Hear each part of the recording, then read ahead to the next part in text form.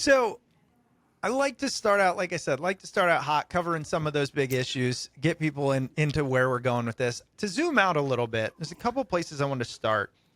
One is I know that you and your co-author also wrote a book back in 2010, Right. All the Devils Are Here, about the financial crisis. Right. And her name is Bethany McLean. Let's not forget that. I love it.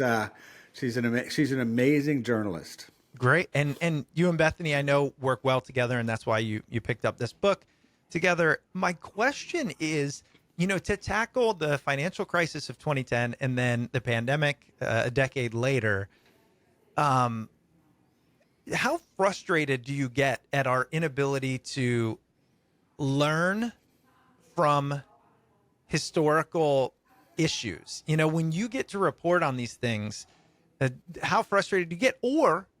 Or do you think that we actually are good at reflecting on these big events?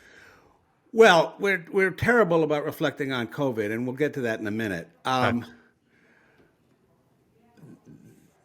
Bethany makes a powerful case in the book. She's really the Fed expert and the Wall Street expert of the two of us. That in their efforts to mitigate the financial crisis, that's when the Fed began this process of getting interest rates down to zero, and this long-term bond buying program that really had never been meant to be long-term. It was supposed to be a short-term fix during the crisis, and then it never stopped.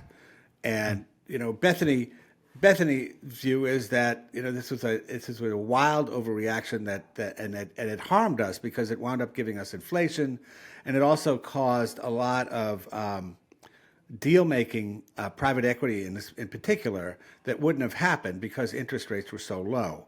So the frustration was seeing them do something that helped in 2008, 2009, and then kind of failing to stop it when it was no longer necessary.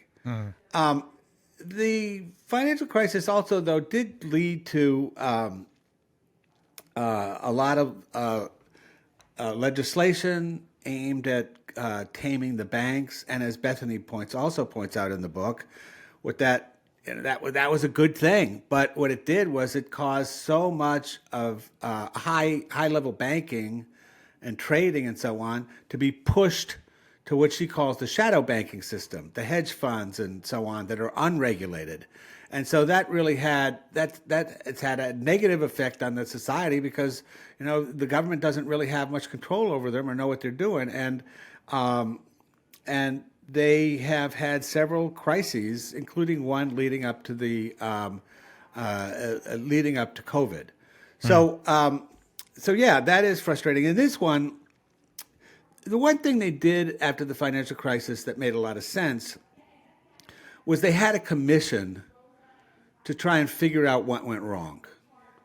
And for the most part, it worked very well. And we've had that historically in this country. We had it when the Challenger exploded.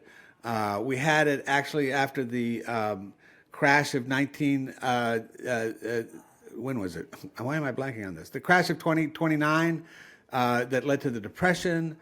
We have historically had commissions that tried to figure out what went wrong and try to figure out how to avoid it happening again. In this case, we haven't had that. And we're probably not going to have it because the country is so polarized over these issues. If you put 5 Republicans and 5 Democrats on a commission, the Democrats will all say lockdowns saved lives, and the Republicans will all say lockdowns hurt the economy and didn't save any lives. And so, what have you discovered? Right. So. Well, and this is an interesting perspective, especially for somebody like yourself who has researched and looked at some of these big issues and how they're tackled from a political perspective.